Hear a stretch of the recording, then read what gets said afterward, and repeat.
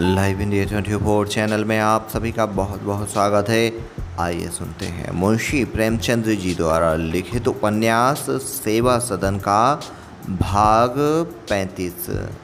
सुभद्रा की ओर से पति प्रेम और सेवा में कुछ कमी न थी, वरन दिनों दिन उसमें और कोमलता आती जाती थी और वह अपने प्रेम अनुराग से संतान लालसा को दबाना चाहती थी, पर उसका दुस्तर कार्य में वह उस वैद्य से अधिक सफल न होती थी जो रोगी को गीतों से अच्छा करना चाहता हो।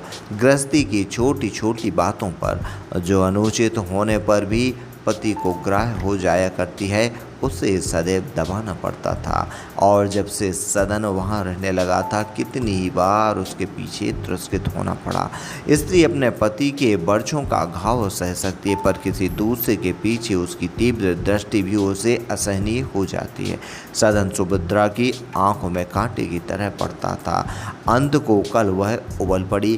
गर्मी सख्त थी, मिश्राइन किसी कारण से ना आई थी। सुभद्रा को भोजन बनाना पड़ा। उसने पद्मसिंह के लिए फुल्कियाँ पकाईं, लेकिन गर्मी से व्याकुल थी, इसलिए सदन के लिए मोटी मोटी रोटियां बनाती। पद्मसिंह भोजन करने बैठे, मगर सदन की थाली में रोटियां देखी तो मारे क्रोध की अपनी फुल्कियां उसकी थाली में रख दी और उसकी रोटियां अपनी थाली में डाल दी। सुभद्रा ने जलकर कुछ कटु वाक्य कहे, पद्मसिंह ने उसका वैसा ही उत्तर दिया। फिर प्रत्युत्तर की नौबत आई, यहाँ तक कि वह झल्लाकर चौके से उठ पड़े। सुभद्रा ने मनावन नहीं किया। उसने रसोई उठा दी और जाकर लेट पड़ी। पर अभी तक दो में से एक का भी क्रोध शांत नहीं हुआ। मिश्राइन ने आज खाना बनाया, पर न पद्मसिंह ने खाया न सुभद्रा ने। सदन बारी बारी से दोनों को खुशामद कर रहा था, पर एक तरफ से यह उत्तर पाता अभी भूख नहीं, और दूसरी तरफ से जवाब मिलता खा लूँगी, यह थोड़ी ही छूटेगा। यही छूट जाता तो काहे को किसी की धौंस सहनी पड़ती। आश्चर्य यह था कि सदन में सुभद्रा हंस हंस कर बातें करती थी, और वहीं इस कलह का मूल कारण था। खूब जानता है कि टट्टी की आड़ में आने वाली तीर वास्तव में शिकारी की मांस तप्ता और मृग्या प्रेम है। तीसरा पहर हो गया। पद्मसिंह सोकर उठे थे और जमाइयाँ ले रहे थे। उनका हृदय सुभद्रा के प्रति अनुदार, अप्रिय, दग्धकारी भाव में मलिन हो रहा था। सुभद्रा के अतिरिक्त वह प्राणी मात्र से सहानुभूति करने को तैयार बैठे थे। इसी समय डाकिये ने एक बैरंग चिट्ठी लाकर उन्हें दी। उन्होंने डाकिये की ओर अप्रसन्नता की दृष्टि से देखा, मानो बैरंग चिट्ठी लाकर उसने कोई अपराध किया हो। पहले तो उन्हें अच्छा हुई कि उसे लौटा दें। किसी दरिद्र मुवक्किल ने उनमें अपनी विपत्ति गाई होगी, लेकिन कुछ सोचकर चिट्ठी ले ली और खोलकर पढ़ने लगे। यह शांता का पत्र है। उसे एक बार पढ़कर मेज पर रख दिया। एक क्षण के बाद फिर उठकर पढ़ा और तब कमरे में टहलने लगे। इस समय यदि मदन सिंह वहाँ होते तो वह पत्र उन्हें दिखाते और कहते, यह आपके कुल मर्यादा अभिमान का, आपके लोक निंदा भय का फल है।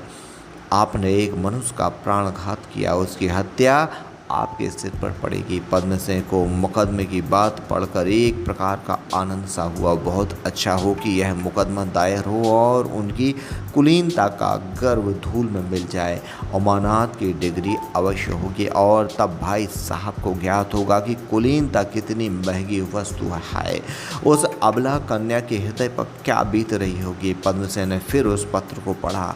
उसमें इसके प्रति श्रद्धा का एक स्रोत सा बहता हुआ मालूम हुआ।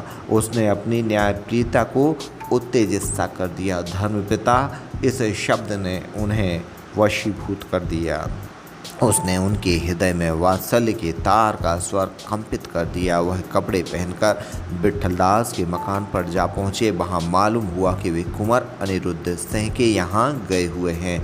तुरंत बाइसिकल उठाकर आगे चल दिए। वहाँ शांता के विषय में इसी समय कुछ न कुछ निश्चय कर लेना चाहते थे। उन्हें भय था कि विलम्ब होने पर यह जोश ठंडा न पड़ जाए।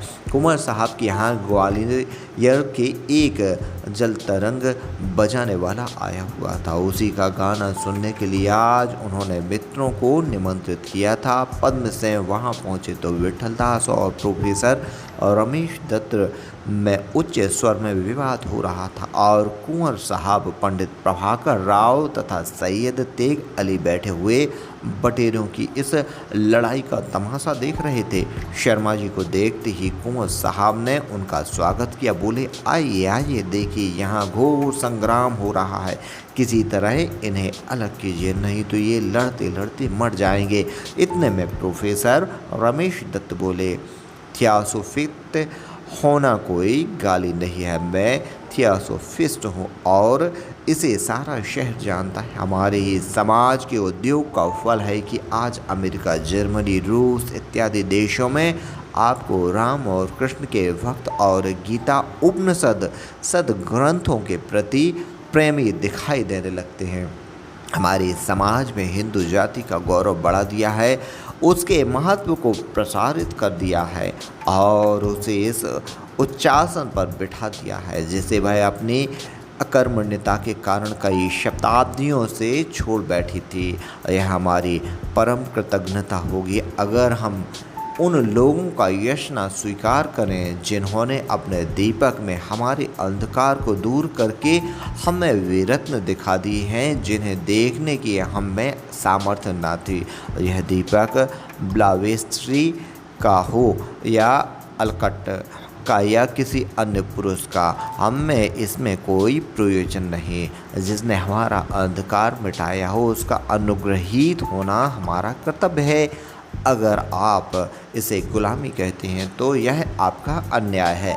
विठलदास ने इस कथन को ऐसे उपेक्षक भाव से सुना मानो यहाँ कोई निरर्थक बकवाद है और बोले इसी का नाम गुलामी है। बल्कि गुलाम तो एक प्रकार से स्वतंत्र होता है, उसका अधिकार शरीर पर होता है, आत्मा पर नहीं। आप लोगों ने तो अपनी आत्मा ही को बेच दिया। आपकी अंग्रेजी शिक्षा ने आपको ऐसे पद दलित किया है कि जब तक यूरोप का कोई विद्वान किसी विषय के गुण दोष प्रकट न करे तब तक आप उस विषय की ओर से उदासीन रहते हैं। आप उपनिषदों का आदर इसलिए नहीं करते कि वह स्वयं आदरणीय है, बल्कि इसलिए करते हैं कि ब्लावेत्स्की और मैक्स मूलर ने इसका आदर किया।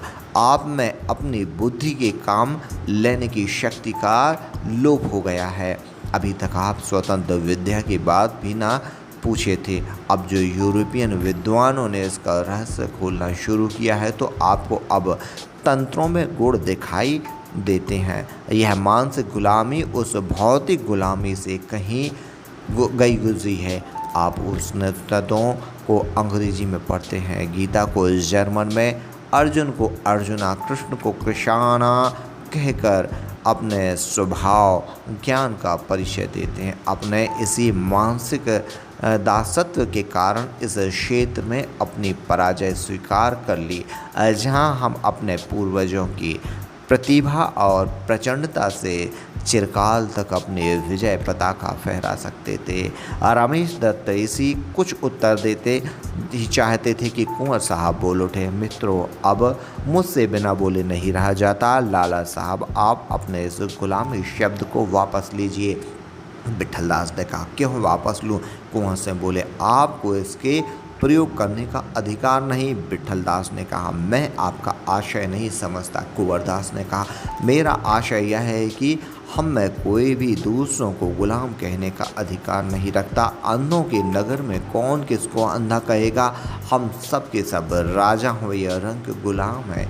हम अगर अनपढ़, निर्धन गवार हैं तो थोड़े गुलाम हैं। हम अपने राम का नाम लेते हैं, अपनी गाय पालते हैं और अपनी गंगा में नहाते हैं। और यदि हमने विद्वान, उन्नत, ऐश्वर्यवान हैं तो बहुत गुलाम है जो विदेशी भाषा बोलते हैं, कुत्ते पालते हैं और अपने देशवासियों को नीचा समझते हैं। सारी जाति इन्हीं दो भागों में विभक्त है, इसलिए कोई किसी को गुलाम नहीं कह सकता। गुलामी केवल आत्मिक होती है और दशाएं इसी के अंतर्गत हैं। मोटर, बंगले, पोलो और एक पियानो यह एक बेड़ी के तुल्य हैं। इसमें से बेड़ियों को नहीं पहना, उसी को सच्ची स्वाधीनता का आनंद प्राप्त हो सकता है। और आप जानते हैं कि वे कौन लोग हैं?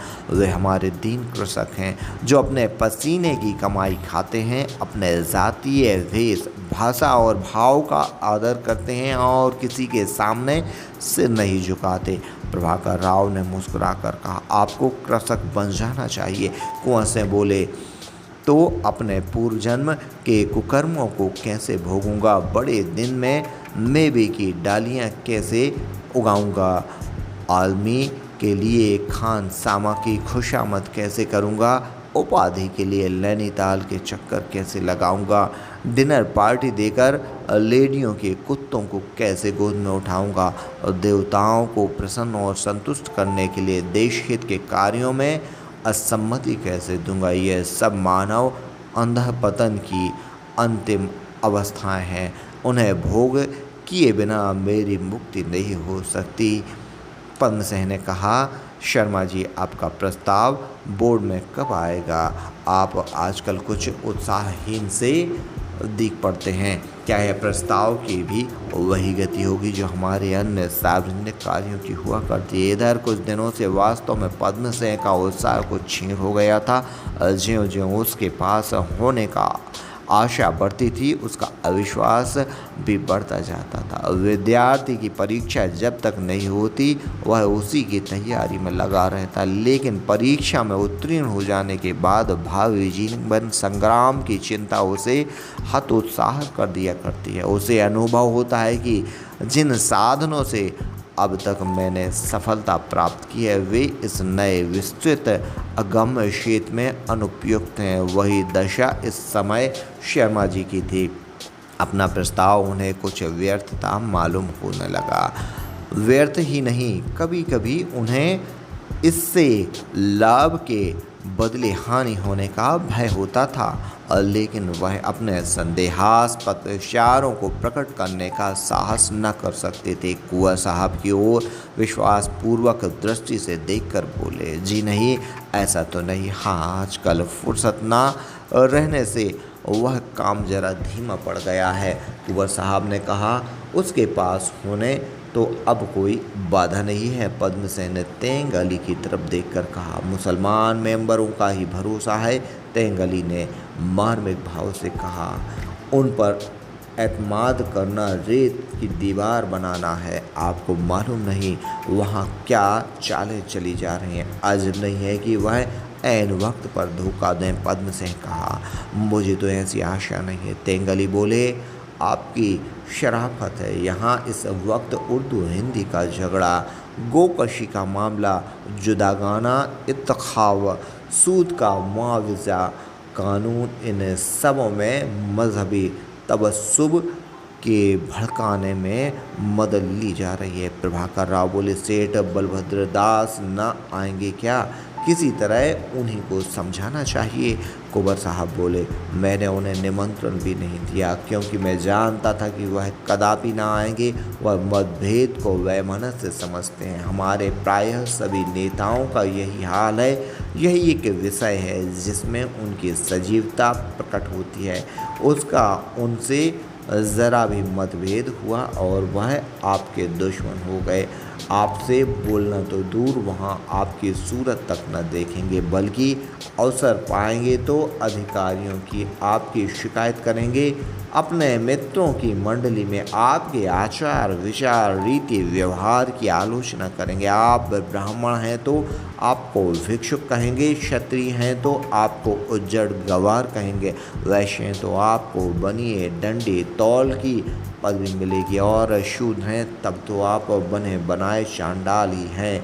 आप अगर गाने से प्रेम रखते हैं तो आप दुराचारी हैं। आप सत्संगी हैं तो आपको तुरंत बसिया के ताऊ की उपाधि मिल जाएगी। यहाँ तक कि आपकी माता और स्त्री पर भी निस्ताप्त आक्षेप किए जाएंगे। हमारे यहाँ मतभेद महापाप है और उसका कोई प्रायश्चित नहीं। हाँ, वह देखिए डॉक्टर श्यामाचरण की मोटर आ गई। डॉक्टर श्यामाचरण मोटर से उतरे और उपस्थित सज्जनों की ओर देखते हुए बोले, I am sorry I was late. Kunwar Sahab ने उनका स्वागत किया और उन्होंने भी हाथ मिलाया और डॉक्टर साहब एक कुर्सी पर बैठकर बोले, who is their performance going to win. Kunwar Sahab, doctor साहब आप भूलते हैं यहाँ काले आदमियों का समाज है। डॉक्टर साहब ने हंसकर कहा, माफ़ कीजिए मुझे याद न रहा कि आपके यहाँ म्लेच्छों की भाषा बोलना मना है। कुंवर साहब ने कहा, लेकिन देवताओं के समाज में तो आप कभी ऐसी भूल नहीं करते। डॉक्टर साहब ने कहा, तो महाराजा उसका कुछ प्रायश्चित करा लीजिएगा। कुंवर साहब ने कहा, इसका प्रायश्चित यही है कि आप मित्रों से अपनी मातृभाषा का व्यवहार किया करें। डॉक्टर साहब ने कहा, आप राजा लोग हैं, आपसे यह प्रण निभ सकता है, हमसे इसका पालन क्यों कर हो सकता है। अंग्रेजी तो हमारी सर्वदेशिक भाषा हो रही है। कुंवर साहब ने कहा, उसे आप ही लोगों ने तो यह गौरव प्रदान कर रखा है। फारस और काबुल के मूर्ख सिपाहियों और हिंदू व्यापारियों के समागम से उर्दू जैसी भाषा का प्रादुर्भाव हो गया। अगर हमारे देश में भिन्न भिन्न प्रांतों के विद्वजन परस्पर अपनी ही भाषा में संभाषण करते तो अब तक कभी भी एक सर्वदेशिक भाषा बन गई होती है। जब तक आप जैसे विद्वान लोग अंग्रेजी के भक्त बने रहेंगे कभी एक सर्वदेशिक भाषा का जन्म ना होगा। मगर यह काम कष्ट साध्य है, इसे कौन करे। यहाँ तो लोगों को अंग्रेजी से समुन्नत भाषा मिल गई है, सब उसी के हाथ बिक गए हैं। मेरी समझ में नहीं आता कि अंग्रेजी भाषा बोलने और लिखने में लोग क्यों अपना गौरव समझते हैं। मैंने भी अंग्रेजी पढ़ी है, 2 साल विलायत रह आया हूँ और आपके कितने ही अंग्रेजी के धुरंधर पंडितों से अच्छी अंग्रेजी लिख और बोल सकता हूँ, पर मुझे उससे ऐसी घृणा होती है जैसे किसी अंग्रेज के उतारे कपड़े पहनने से। पद्मसेन ने इन बातों में कोई भाग न लिया। ज्यों ही अवसर मिला उन्होंने विट्ठल दास को बुलाया और उन्हें एकांत में ले जाकर शांता का पत्र दिखाया। विट्ठल दास ने कहा, अब आप क्या करना चाहते हैं।